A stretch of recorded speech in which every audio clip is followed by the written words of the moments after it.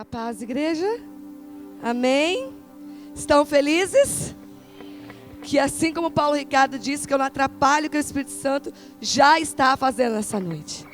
Quero saudar os irmãos que nos acompanham pela TV Rica, de casa, aonde você estiver, que o Senhor te abençoe, que o Espírito Santo possa falar com você nessa noite.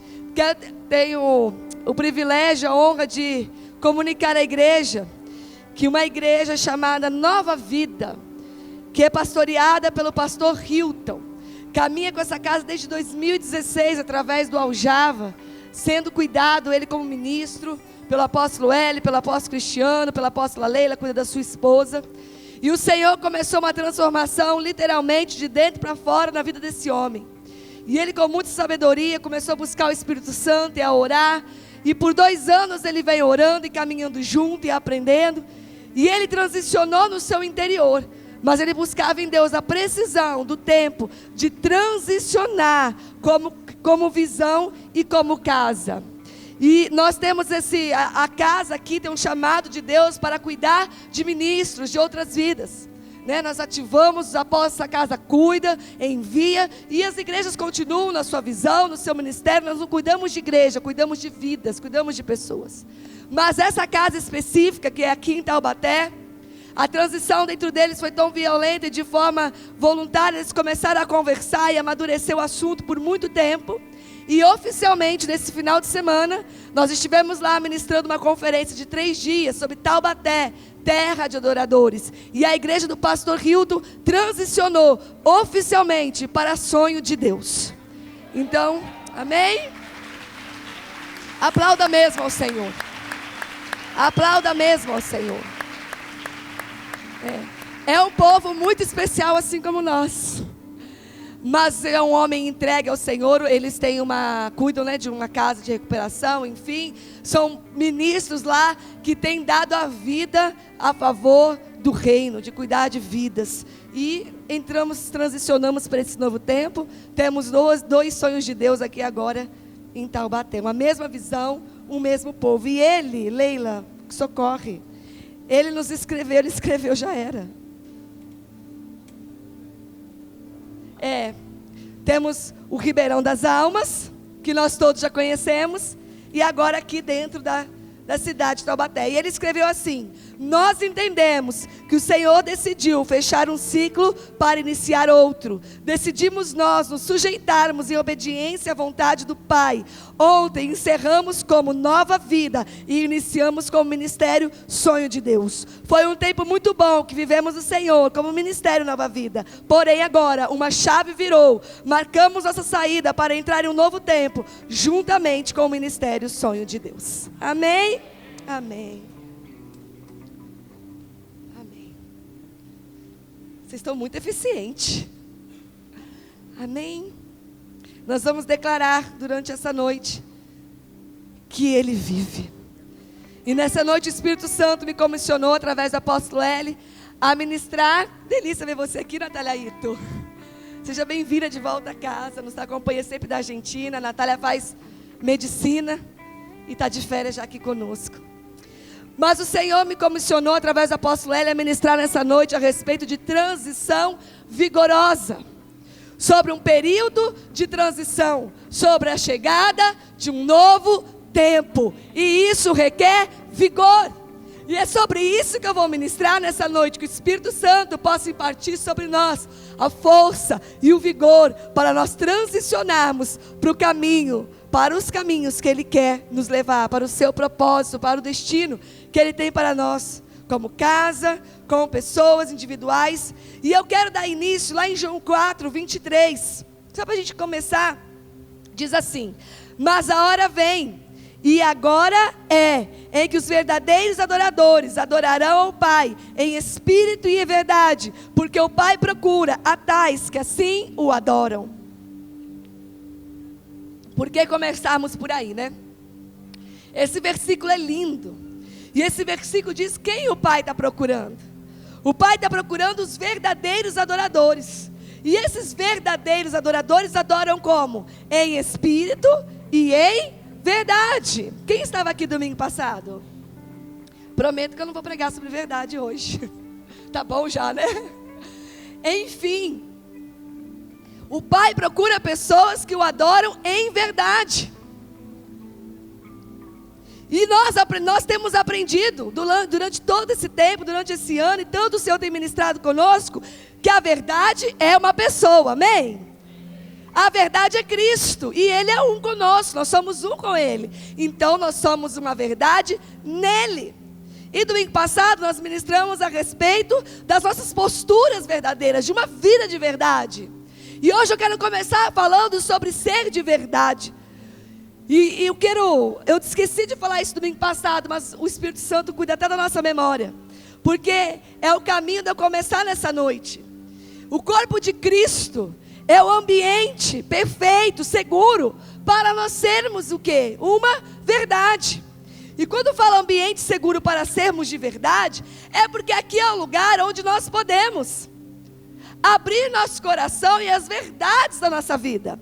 A verdade da nossa circunstância, o nosso estado, como está a nossa alma, as nossas emoções e a nossa mente, né? Nós temos, todo mundo tem espírito de tsunamita, né? Você anda na rua, como diz o Lucas Marques, brasileiro cumprimenta assim, tudo bem? E o outro responde, tudo bem, né? Assim, oi fulano, tudo bem? Tudo bem. Vai bem nada, né? Tá falando que tá bem, porque é o nosso jeito até de cumprimentar. E às vezes o ambiente até familiar, às vezes local de trabalho, pessoas que nós convivemos todos os dias, né? Pessoas que fazem parte do nosso cotidiano. Às vezes não é um ambiente onde nós temos a liberdade, nos sentimos à vontade, seguros para dizer que na verdade não está tudo bem. De novo, né? Quase caí aqui no ano passado. Muitas vezes esses ambientes não são um lugar seguro para nós falarmos assim, né? Nós temos o espírito da tsunamita, o filho morto dentro de casa, tudo vai bem. E esses ambientes muitas vezes não são um lugar propício para nós falarmos assim, olha, não está bem. Você não vai ficar encontrando as pessoas na rua e falando assim, não está bem não. E começar a chorar e contar as suas dificuldades. Mas o corpo de Cristo, a família que Deus nos deu, quando nós aceitamos a Ele, passamos a ser filhos. É o lugar, é o ambiente seguro, propício, para onde nós podemos abrir a verdade. Aqui é o lugar onde eu posso falar, estou me sentindo fraco. Aqui é o lugar que eu posso dizer, o ano está acabando e eu me sinto cansado. Aqui é o lugar que você pode dizer, eu fiz planos dia 31 de dezembro de 2018 e não aconteceu da forma que eu esperava. E eu me sinto frustrado. Aqui é o lugar que você pode falar, eu tinha expectativas e não foi da minha maneira. Aqui é o lugar que você pode dizer que lutou e não se sente vendo resultados. Você não se sente vencedor. Muitas vezes nós sabemos de cor e salteado que nós somos vencedores em Cristo. Mas às vezes o nosso coração, a nossa alma, o nosso interior, a nossa mente não está acessando a verdade de Cristo, de quem nós somos nele. E que a vitória é constante, independente da circunstância. Mas aqui é o lugar onde eu posso abrir o meu coração e falar assim, me sinto fraca. Aqui não é uma reunião de super-homens e super-mulheres. Aqui é uma reunião de pessoas normais. Com histórias, com dificuldades, com lutas, com desafios. Mas aqui é uma reunião de filhos. Filhos de um Deus poderoso. Filhos de um Deus que escolheu habitar em nós. Ele é a própria verdade, Ele é a própria alegria, Ele é a própria justiça. E Ele é a força. E muitas vezes nós estamos buscando força no ambiente externo. Né? Falei do ano passado, descanso é algo tremendo, nosso corpo precisa. Mas a força, o vigor que nós precisamos para enfrentar os desafios, o propósito, aquilo que nós tenhamos que cumprir. Eu não falo só de força, porque vamos ter problema em 2019. Eu não falo de vigor para transicionar para o novo tempo, profetizando, imaginando que você vai ter um ano de 2019 muito difícil. E por isso você precisa de força. Não. Mas o Senhor está nos levando a viver coisas grandes e poderosas nele. Nós somos uma casa que entendemos nosso papel de governo. Decidimos viver os sonhos de Deus e cumprir o seu propósito para essa geração. E isso requer força. E isso requer vigor. Uma força e um vigor que eu não vou encontrar em coisas externas. Que não é uma palestra de motivação que vai ativar em mim, mas é de dentro para fora. Porque a própria força habita em mim. Não é a força do meu eu. É a força da minha dependência naquele que é. Na dependência dele, eu sou forte. No centro da sua vontade, eu sou forte. Escondida com Cristo em Deus, eu sou forte. Essa é a minha força. E o Senhor está falando em transição através do apóstolo L. Quem ministrou essa palavra foi ele. Quem encheu o nosso espírito nesses dias da palavra transição vigorosa foi ele. E se o Espírito Santo usou a vida do apóstolo para falar de uma transição vigorosa, você começa a imaginar o que significa essa palavra. No português mesmo. Você vai transicionar com muita força. Nós vamos transicionar com violência. Nós vamos transicionar de uma forma o quê? Violenta. Não é uma transição da esquerda para a direita, um passo para lá, um passo para cá. É uma transição violenta. Eu creio que a nossa nação vai sim viver um tempo de transição violenta. Nós temos esperança nisso, e como eu tenho dito, não é num homem, mas é num projeto de Deus para esse tempo. O Senhor olhou para nós com misericórdia, e o Senhor tem um projeto, e nós cremos em Deus que começa a virada de uma mola, de algo muito grande para virar, né? Olha o tamanho da nossa nação e olha o tamanho dos problemas instalados. Olha a situação em que se encontra todas as áreas. É algo que precisa de muita força para virar. Não é uma chave que vira, é uma estrutura que tem que rodar. Todo sistema de corrupção, de dinheiro, de falsa educação, de saúde. É algo pesado para transicionar. Mas há uma igreja forte para impulsionar a transição que Deus quer fazer na nossa nação. Em todas as áreas. Nós seremos instrumentos de Deus, agente dele para transicionar áreas da nossa cidade, da nossa comunidade, do nosso estado. Você pode dizer amém? E aqui o ambiente onde você pode dizer, pastor, é tremendo isso, mas eu me sinto tão pequena, mas eu me sinto tão frágil, e eu me sinto tão fraco. Mas a igreja é o lugar onde nós podemos ser genuínos. A hipocrisia deu a mão na religião e saíram passeando pelo mundo, né? Saíram passeando pelas igrejas de mão dadas. Melhores amigas, hipocrisia e religião. Uma aparência de espiritualidade, mas que no fundo são pessoas machucadas, que não podem contar nem as tristezas, as mazelas da sua alma. Não pode nem confessar suas debilidades, suas dificuldades. Mas daqui é uma casa paterna. E uma casa paterna não é um encontro de membros, mas uma reunião de filhos. E onde os filhos se reúnem, nós podemos ser genuínos. Genuínos. É um ambiente seguro, onde você pode se abrir, onde tem uma palavra, onde tem um consolo, um conforto, uma palavra de fé, uma direção, uma orientação, um confronto se precisar, mas sempre para edificação. Hoje não vai ter pose não, Raquel, já tiraram muita foto rindo já.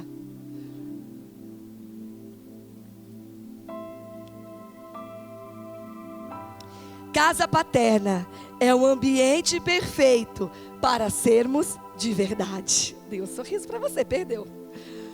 Vocês viram a fotinha sorrindo? Viu? Eu sorri. Casa paterna é um ambiente perfeito, propício para sermos de verdade. E transicionar é tremendo, porque o Espírito Santo, às vezes transicionar é algo tão poderoso, porque por tanto tempo a igreja ficou estática, posicionada no mesmo culto, posicionada nos mesmos dogmas, posicionada nas mesmas práticas, nos mesmos protocolos, nos mesmos ritos. E eu quero deixar claro aqui que os princípios de Deus são imutáveis, mas os seus moveres não. Repita assim comigo, para você me ajudar. Os princípios de Deus são imutáveis, Mas os moveres do Espírito não são.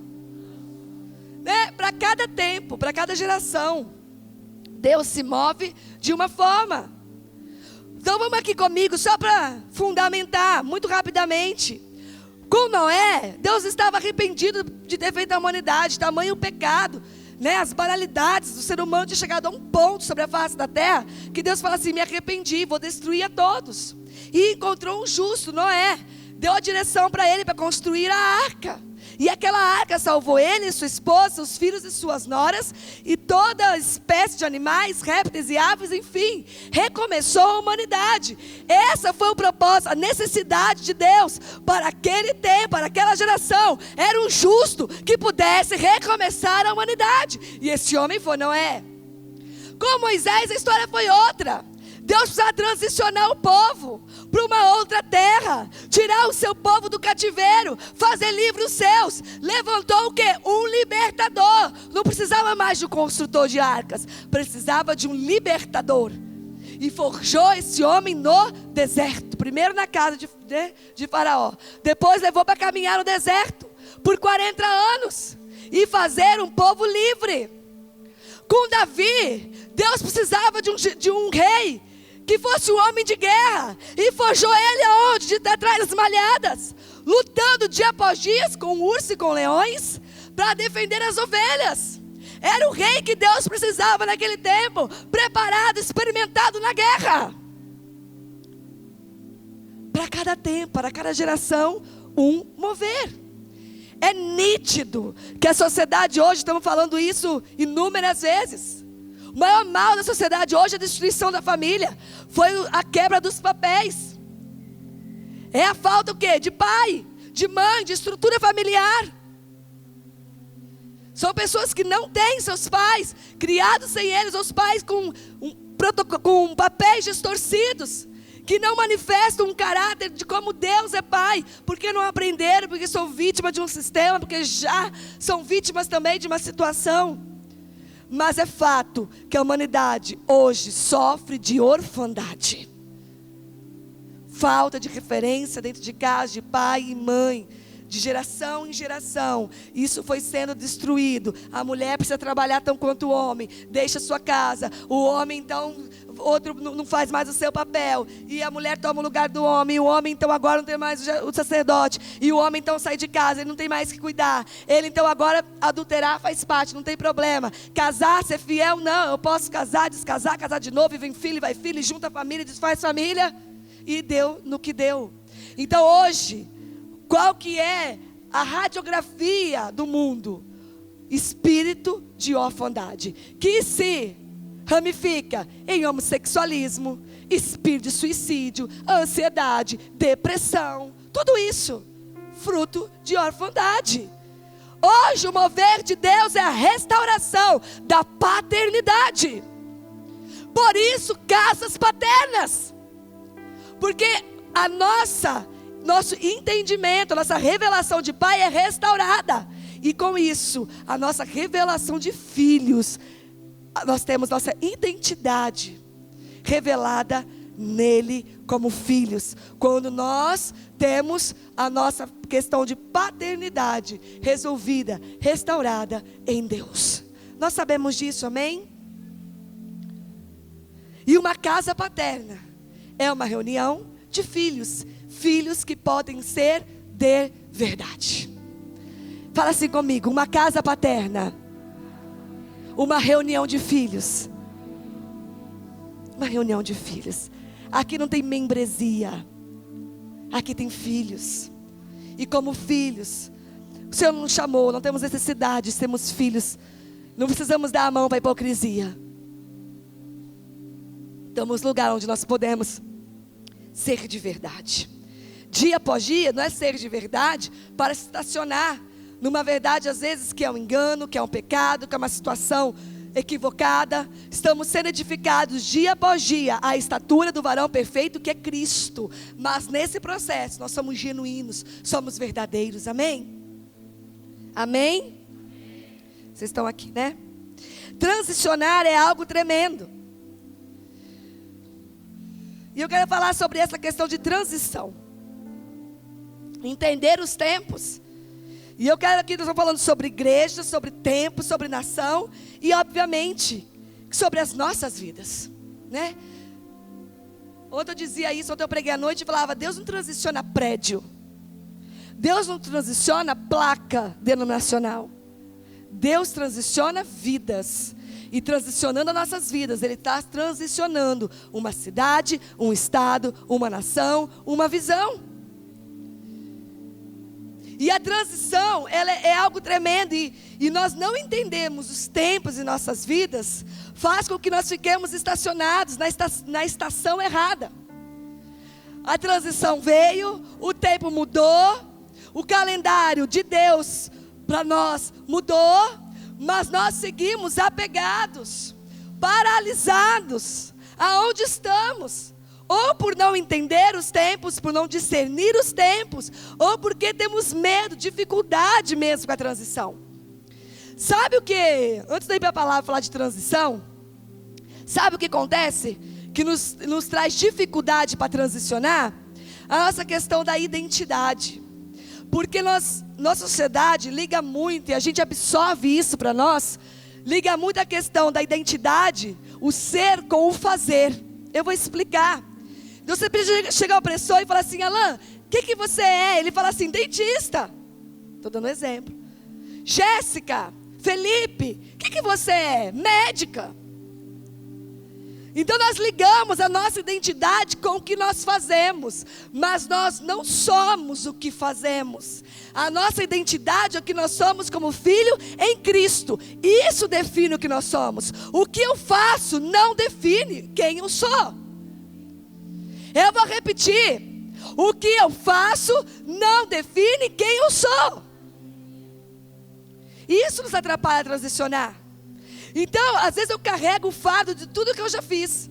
Tudo que eu já fiz não define quem eu sou. O que define quem eu sou é a minha filiação em Cristo. É a vida de Cristo habitando em mim. Isso define quem eu sou, não o que eu já fiz.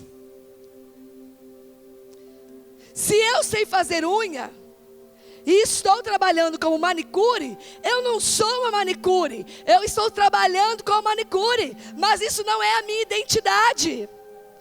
Parece bobeira, mas não é.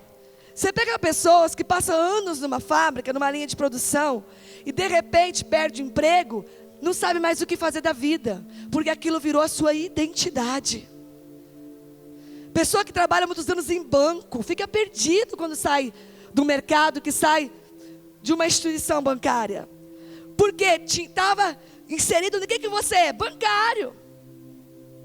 Nós não somos da indústria, do banco, do comércio, médico, dentista, faxineira, pedreiro. Nós somos quem somos em Cristo. E em cada tempo da nossa vida, nós podemos estar fazendo diferentes coisas. Cristo em mim me habilita para todas as coisas. Quem faz faculdade tem essa dificuldade. Não, eu me formei em tal coisa, eu preciso trabalhar naquilo. Como se o diploma definisse quem nós somos. O diploma não define quem nós somos. Eu já fui babá, já trabalhei na roça, já fui empregada doméstica, já fui administradora, já trabalhei em escritório de contabilidade, já trabalhei em departamento financeiro, já fui gerente de empresa. Nada disso me define. Isso são as coisas que eu fiz, e através dessas coisas Deus foi cumprindo um propósito na minha vida. Elas não definem a minha identidade, porque muitas vezes nossa identidade está tão confundida com o que a gente faz, que nós não conseguimos transicionar. Mas eu fiz isso a vida inteira.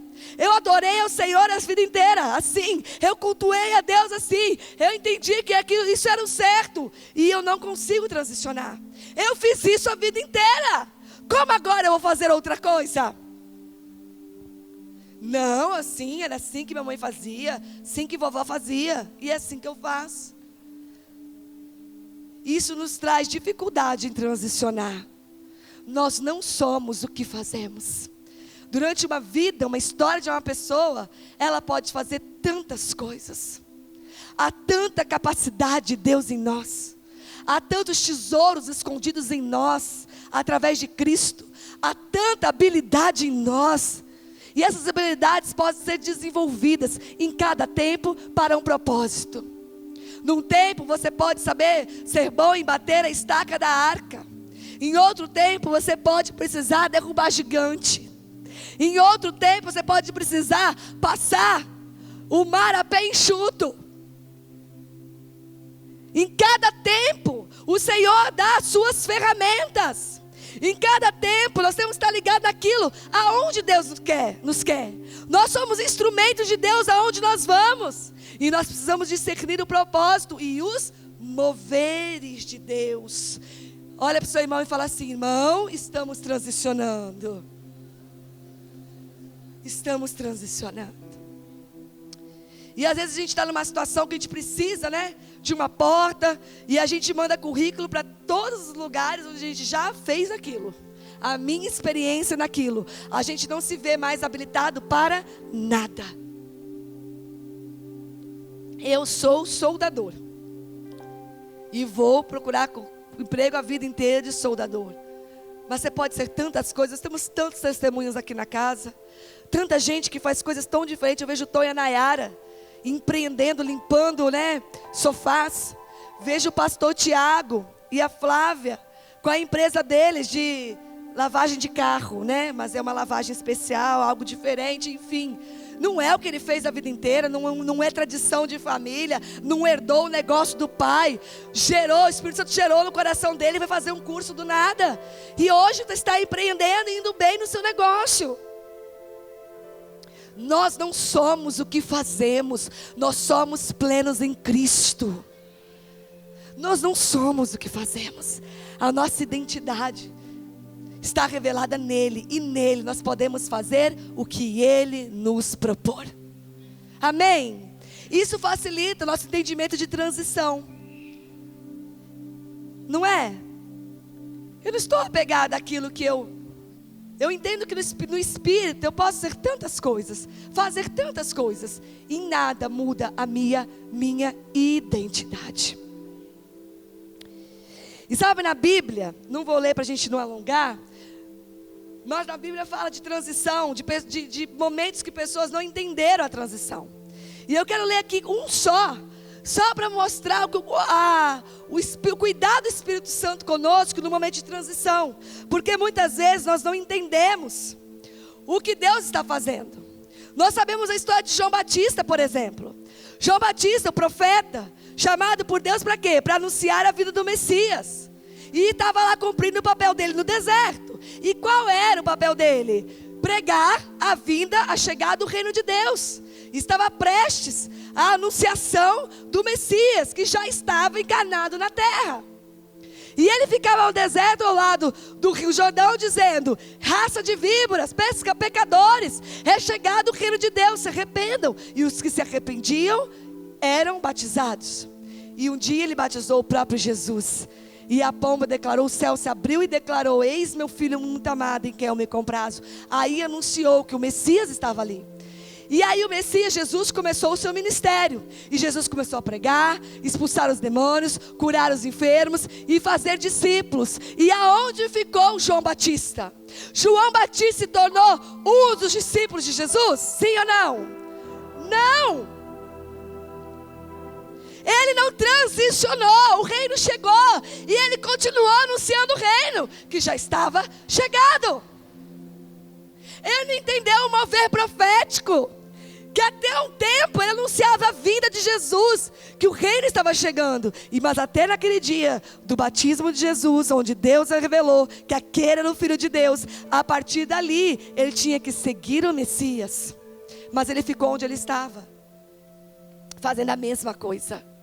E nós sabemos do fim da história, né? João Batista morreu decapitado. O símbolo da igreja que não entende o símbolo da igreja que não entende que a cabeça já está posta.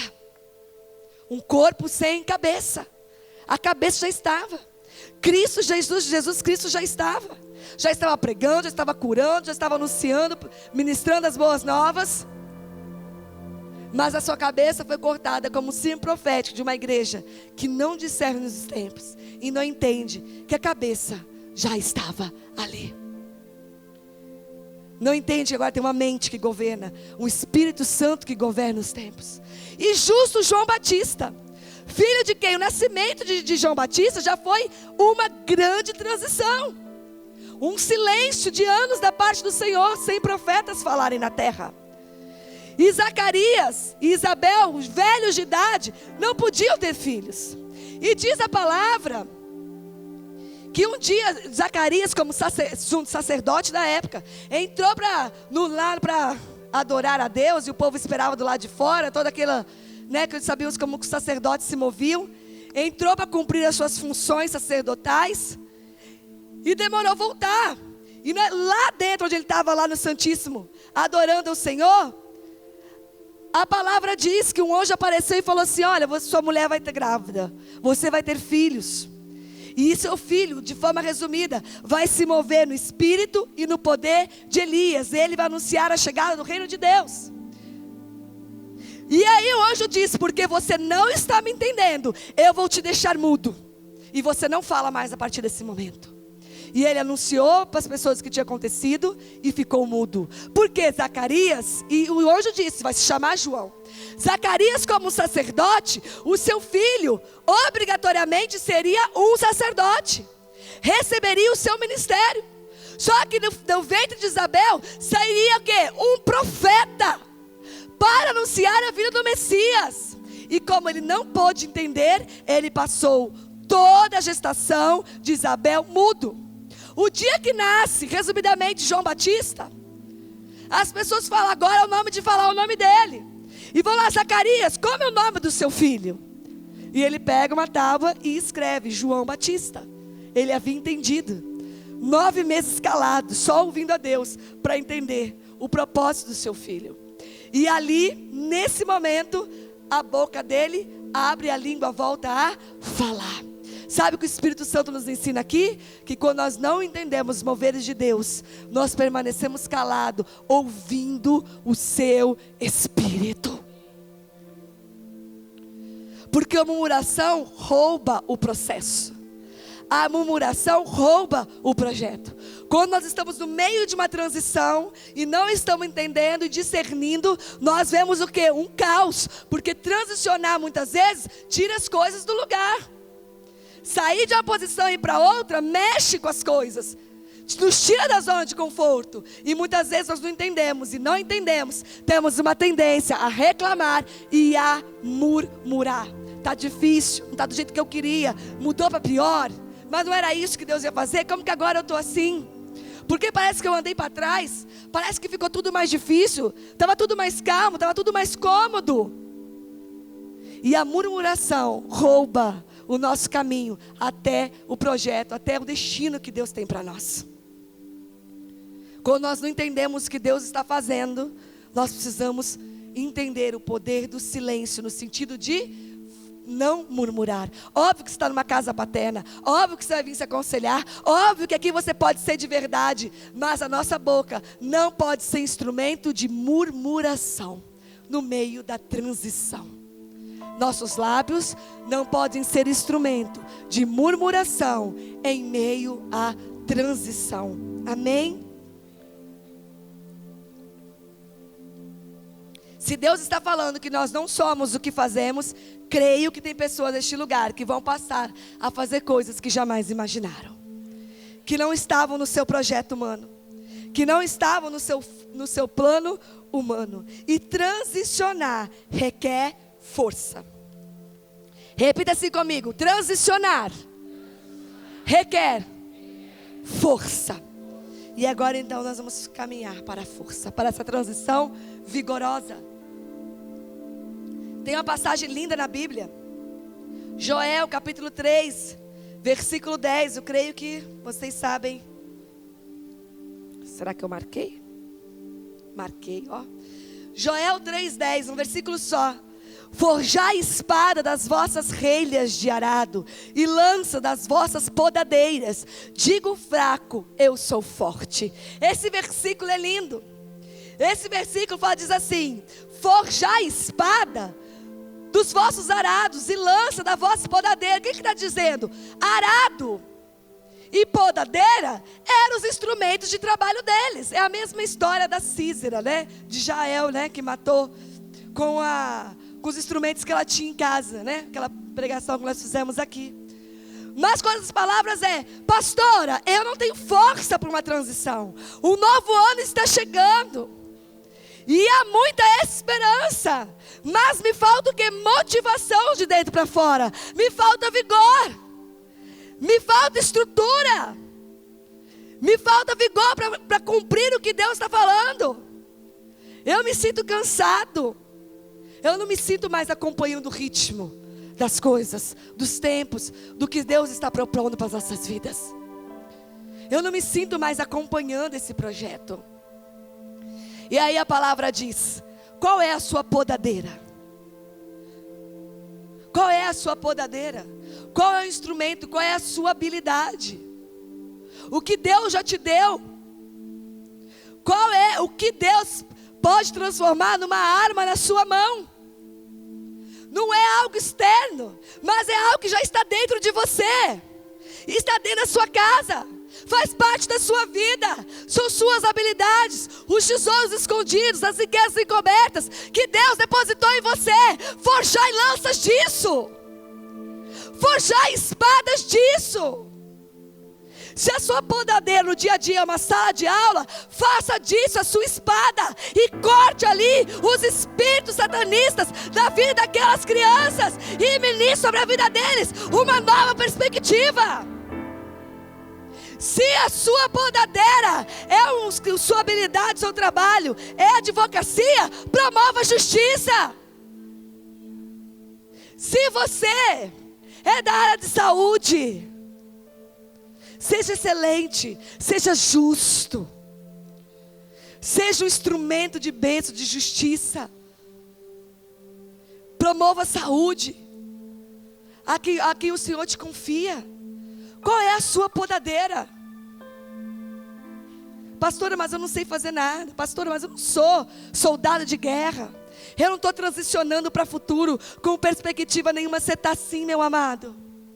Você está sim transicionando para um novo tempo. E o Senhor nesta noite está dizendo para você: se você se sente fraco, diga ao fraco: eu sou forte. Porque é nessa sua fraqueza que o poder dele se aperfeiçoa dia após dia.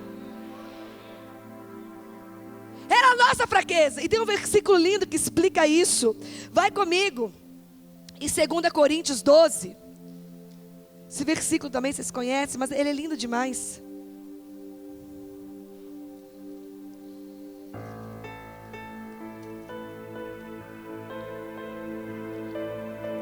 Isso aí, Roberto. 2 Coríntios 12 eu falei, né? Do 7, versículo 7. E para que não me ensoberbecesse com a grandeza das revelações, foi-me posto um espinho na carne, mensageiro de Satanás, para me esbofetear, a fim de que não me exalte. Por causa disso, 3 vezes pedi ao Senhor que o afastasse de mim. Então ele me disse: a minha graça te basta, porque o poder se aperfeiçoa na fraqueza. De boa vontade, pois, mais me gloriarei nas fraquezas, para que sobre mim repouse o poder de Cristo. Pelo que sinto prazer nas fraquezas, nas injúrias, nas necessidades, nas perseguições, nas angústias, por amor de Cristo. Porque quando eu sou fraco, então é que eu sou forte. Esse versículo é tão conhecido, mas vamos ver o contexto dele hoje. Paulo começa a dizer assim: olha, eu tenho um espinho na carne, nós não sabemos o que é. Sabe por quê? Para que não viesse soberba ao meu coração. Tamanha revelação que Deus sabe, que o Espírito está me dando. Se eu não tivesse um espinho na carne, se eu não tivesse as minhas fraquezas, eu poderia me ensoberbecer. Ele fala: então, sendo assim, eu me vanglorio, eu fico feliz nas minhas necessidades, nas perseguições e nas fraquezas. Porque quando eu sou fraco, quando eu entendo que não é nada de mim, quando não tem mais soberba nenhuma em mim, e quando eu estou completamente rendido, e tudo que eu faço na dependência de Deus, se não for Ele na minha vida, eu não sou nada, o poder dEle então se aperfeiçoa nessa minha fraqueza. Deus gosta de nos usar naquilo que já foram as nossas fraquezas. Semana passada eu falei para um casal que enfrentou durante o período da vida a questão do adultério. E hoje eles estão sendo levantados como referência para famílias. E Deus me mostrava nitidamente esse casal ministrando sobre famílias. E o Espírito Santo, eu não sabia, depois eles me testemunharam, depois que eu ministrei com eles, que o problema de um deles, do marido, era soberba, a vida inteira foi soberba. E o Espírito Santo dizia: vocês vão ministrar e virar referência com famílias. Porque vocês nunca vão esquecer que é Deus, porque de vocês mesmos, vocês seriam desastres. Mas para que nunca mais vocês sofram de soberba, é nessa área que Deus vai usar vocês. É nas nossas fraquezas que o poder dele se aperfeiçoa. Amém? Você consegue entender esse versículo? Sabe uma coisa que eu tenho dificuldade na vida? Sabe a pior coisa que eu faço na vida? É isso aqui. Começando a querer aprender um pouquinho. Mas pensa numa pessoa que não sabe falar em público. Pensa numa pessoa que treme a pegar esse microfone. Pensa numa pessoa que era difícil de ouvir por muitos anos, de tanto que gritava, por insegurança, falava rápido, atropelado, ninguém entendia o que eu falava nesse microfone. Sabe por que que Deus me usa na pregação da palavra com muita humildade, começando a querer achar que vai... E um pouquinho Deus fala através de mim? Porque cada vez que eu subo aqui e Deus usa a minha vida para falar ao coração de vocês, eu falo assim: é no poder dele se aperfeiçoa na minha fraqueza. Não tem como subir soberba no meu coração, porque eu sou um desastre falando em público. É o poder dele que se aperfeiçoa na minha fraqueza. Tem alguém se sentindo fraco aí? Tem alguém se sentindo fraco aí? Pode ser de verdade. Você pode ser verdadeiro. O poder dele se aperfeiçoa nas nossas fraquezas. E ele termina dizendo: porque quando eu sou fraco, é que eu sou forte. Nesse contexto, o que ele está dizendo? Quando eu me sinto fraco, eu entro na total dependência de Deus. E aí então eu sou forte. Esse é o contexto desse versículo. Quando eu sei que eu não consigo, quando eu sei que eu não sei mesmo, não tenho habilidade, não é comigo, nessa área eu já tentei e dei errado, já falhei, já fali, já quebrei, já dei errado, é nessa área que o poder de Deus está pronto para se aperfeiçoar na minha vida. Isso que é o ser fraco que Paulo diz aqui. É uma fraqueza que não tem nada de fraco. É uma total e completa dependência de Deus.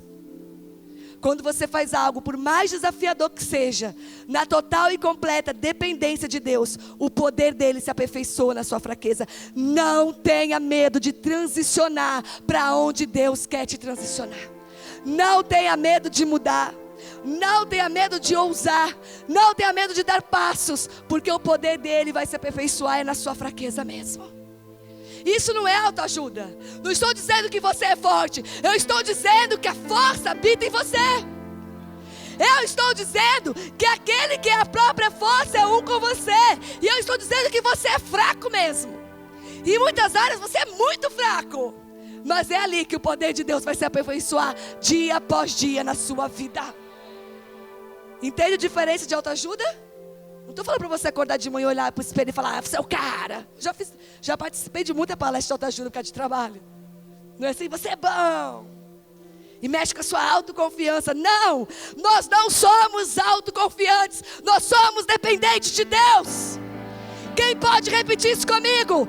Nós não somos autoconfiantes. Nós somos dependentes do nosso Deus. Amém.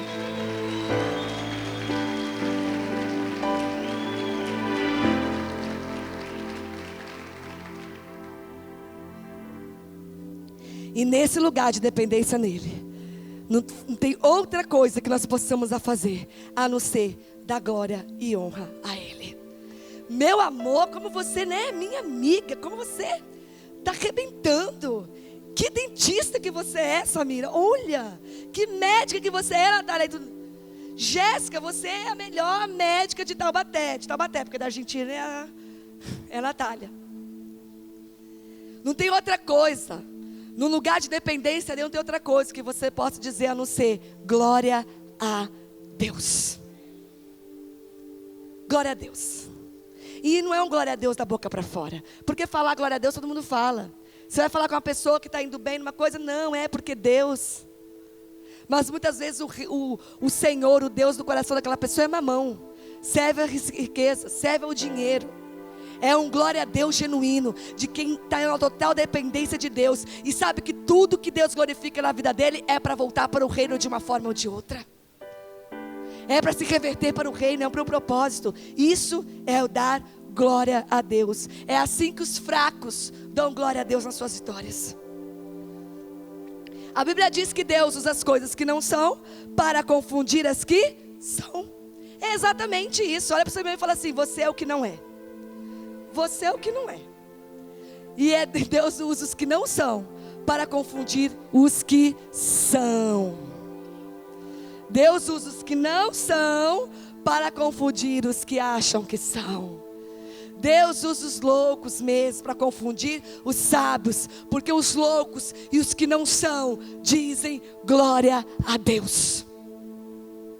Os fracos, os nécios, os loucos dizem glória a Deus. Quem pode se colocar nessa posição nessa noite e dizer glória a Deus?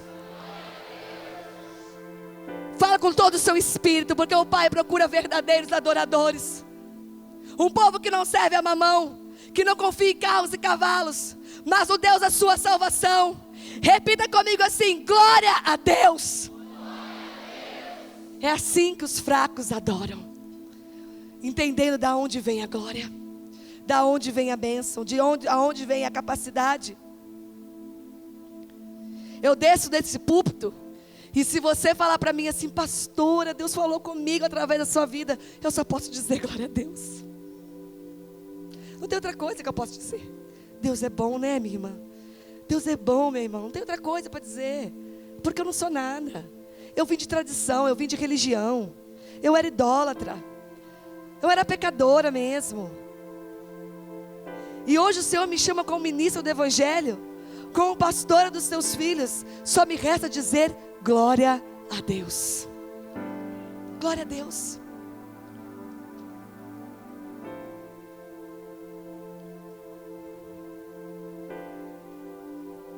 Em tempo de transição requer precisão. Tempo de transição requer precisão. Quem pode repetir isso comigo? Tempo de transição requer precisão. Precisamos ser precisos para onde o Espírito Santo está nos movendo. E aqui eu anotei o versículo que eu já disse, né? Enquanto você não acredita, você fica quietinho, esperando a precisão do Espírito.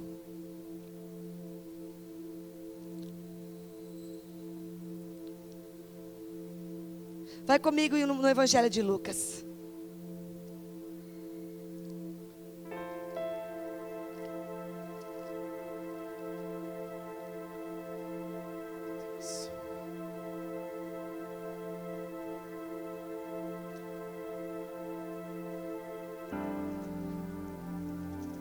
E o Espírito Santo me falava hoje de manhã, em casa, preparando essa palavra. Lucas 24. Ai, estou com a mão suada, não consigo manusear.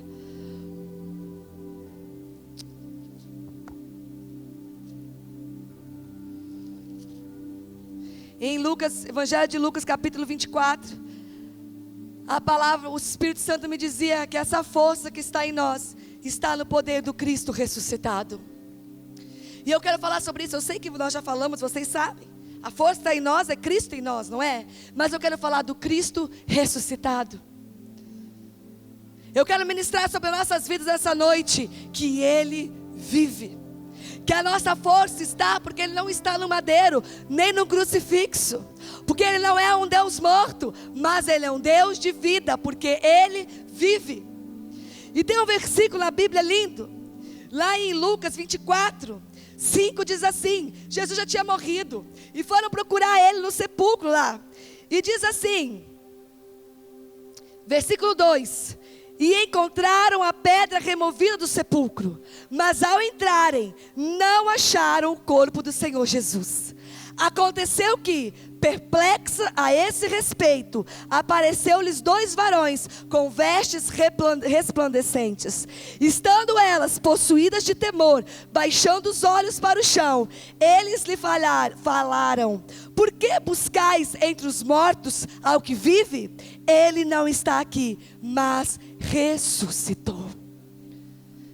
Igreja, a gente fala tanto de Cristo, né? E hoje o Espírito Santo me pediu para lembrar a igreja que Ele ressuscitou. E a nossa força está na vida dEle.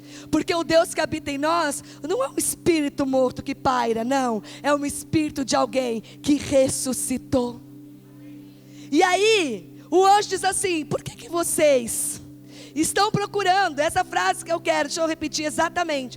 Por que buscais entre os mortos ao que vivem?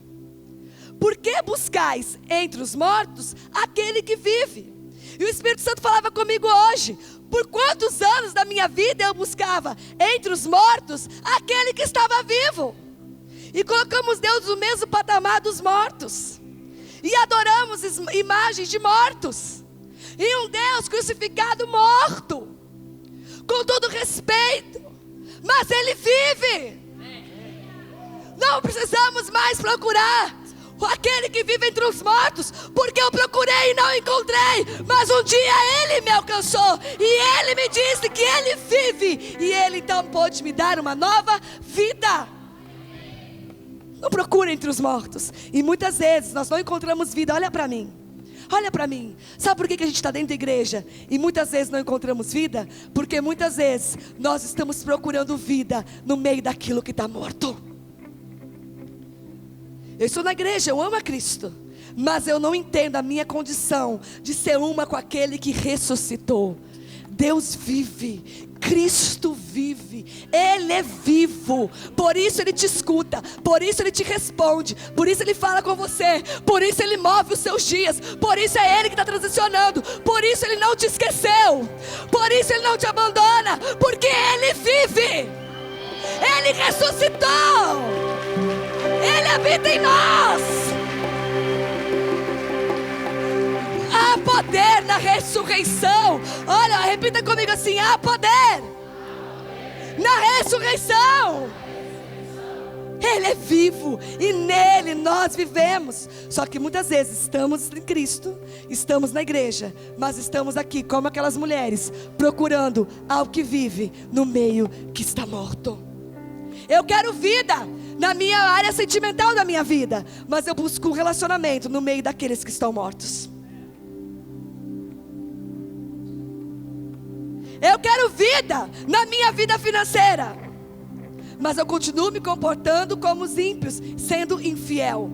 Como que eu vou achar vida no meio do que está morto? Eu quero uma vida em plenitude, mas a minha roda de amizade, aonde eu abro a minha vida, meu coração, os lugares que eu ando, não manifestam o caráter de Cristo, a santidade de Cristo. Eu quero vida na minha família,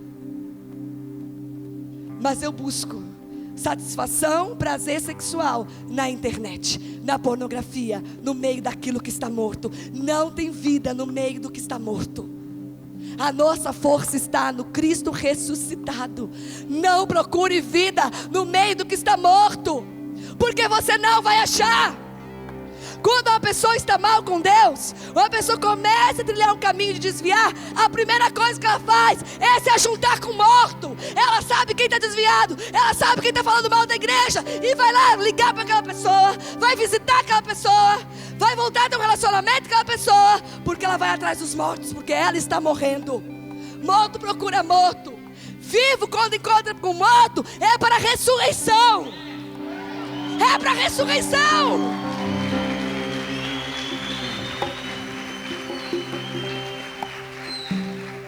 Repita assim: há poder na ressurreição. E olha, Olha o que aconteceu quando ele morreu. Mateus 27, 51. E aí vocês se preparam aí.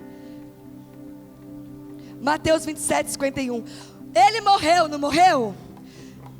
Só que ele era a eternidade, ele não pecou. O sacrifício foi perfeito. E diz a palavra assim: e Jesus, clamando outra vez com grande voz, entregou o seu espírito. Eis que o véu do santuário se rasgou. Acabou a religião. Em duas partes, de alto a baixo. Tremeu a terra, fenderam-se as rochas, abriram-se os sepulcros, e muitos corpos de santos que dormiam ressuscitaram. E saindo dos sepulcros, depois da ressurreição de Jesus, entraram na cidade santa e apareceram a muitos. O centurião e os com que eles guardavam a Jesus, vendo o terremoto e tudo que se passava, ficaram possuídos de grande temor e disseram: verdadeiramente este era o Filho de Deus. E aqui a gente encerra com o que nos dá força de verdade. Me ajuda aí que a voz foi. A nossa força está no Cristo ressuscitado, porque nem a morte pode vencê-lo, porque nem o sepulcro pode detê-lo, porque as portas do inferno tiveram que se abrir, os sepulcros tiveram que se abrir, os mortos tiveram que puderam ressuscitar, porque Ele vive, porque Ele ressuscitou, e é nessa vitória que nós somos fortes. E o Espírito Santo me dizia: o que nos dá força? Olha para mim e fala assim: pastora, o que me dá força? O que nos faz crer no amanhã é porque Ele vive e Ele ressuscitou. O que te dá força é porque Ele ressuscitou. O que nos dá esperança? Porque Ele está vivo. O que nos faz lutar em meio às circunstâncias? Porque Ele permanece vivo. O que me traz paz em meio ao caos? Porque Ele segue vivo. O que dá brilho, o que dá sentido, o que dá destino e propósito às nossas vidas? Porque Ele vive, porque Ele ressuscitou. É muito mais do que algo, uma oração para alguém que está morto. Quando nós dizemos que Cristo vive em mim, nós estamos dizendo: aquele que ressuscitou vive em mim. É esse poder que nos dá força. É nessa verdade que nós somos fortes. Não somos filhos de um Deus morto. Não servimos a um Deus morto. O nosso Deus ressuscitou.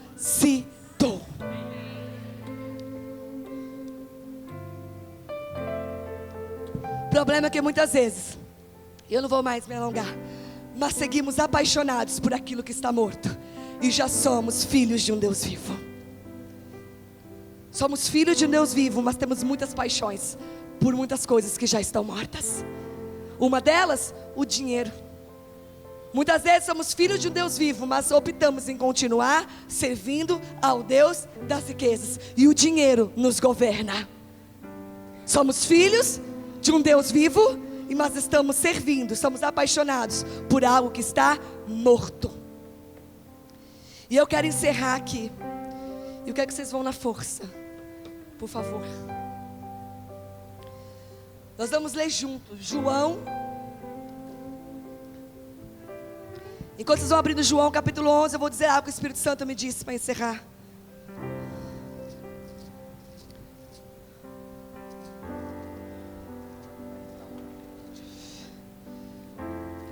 Quando você vai abrindo, o Espírito Santo me dizia, hoje pela manhã, que tem muitas pessoas neste lugar que estão fracas, a tal ponto, se sentindo enfraquecidas e cansadas, a tal ponto, que estão se sentindo voltando para trás das malhadas. Já foram tirados de trás das malhadas. Já tiveram um encontro verdadeiro com Cristo. Já tiveram sua vida muito transformadas nele. Já caminharam muito, já tiveram paixão. Já estiveram vivos e apaixonados por Ele, pelo seu propósito, mas se sentem fazendo um caminho de volta, se sentem esquecidos, abandonados, se sentem voltando para trás das malhadas. E o Espírito Santo me dizia que Ele vive em você, Ele vive em mim. Tira sua alma de trás das maradas, porque isso é uma mentira, você não volta mais para lá. Tira sua mente do cativeiro. Podem até tentar te matar e te sepultar, mas porque Ele vive, você não morre. Porque Ele vive, não podem te roubar, não podem te destruir, não podem te matar, porque Ele vive, eu e você vivemos. A nossa vida está nele. E diz João 11, 25 e 26. Disse-lhe Jesus: eu sou a ressurreição e a vida. Quem crê em mim, ainda que morra, quem crê em mim, ainda que morra, viverá. E todo o que vive e crê em mim não morrerá eternamente. Crê nisto? Eu vou ler e vou fazer a pergunta que a Bíblia diz. E todo o que vive e crê em mim não morrerá eternamente. Crês isto? Crê nisto, igreja? Todo aquele que crê em mim, mesmo que morto, viverá. Se tem pessoas neste lugar que chegaram nesse final de ano cansados, a ponto de se sentir caminhando para trás, a ponto de se sentir num caminho de sepultamento do seu interior, da sua mente, dos teus sonhos, das suas emoções, essa noite que o poder da ressurreição vai te trazer de volta a força que você precisa para transicionar. A transição está sendo vigorosa. E o Espírito Santo hoje vai te levantar no poder da ressurreição para essa transição. O seu corpo pode estar até cansado, sua mente pode até dar uma cansada desse ano. Vai chegando no final do ano, mas seu espírito vive. Coloque-se de pé.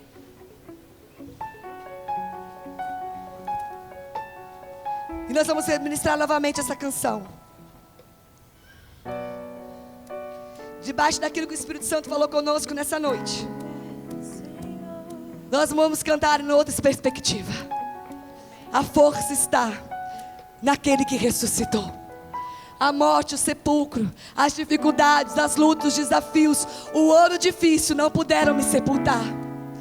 Porque Ele vive, eu sigo crendo. Porque Ele vive, eu tenho esperança. Porque Ele vive, a vida dEle em mim, que me impulsiona para todo mover, para todo destino, para todo propósito que Ele tem na minha vida. Feche seus olhos nessa hora. Deixe o Espírito Santo impulsionar a força de dentro para fora no seu interior. Receba da força do Espírito Santo, do Cristo vivo que habita em você. Aquele que a morte não pode deter. Aquele que está vivo. Aquele nome que é sobre todo nome. Aquele que todo joelho tem que se dobrar e toda língua tem que confessar. O Senhor dos Senhores, o Deus Todo-Poderoso. Ele é a nossa força.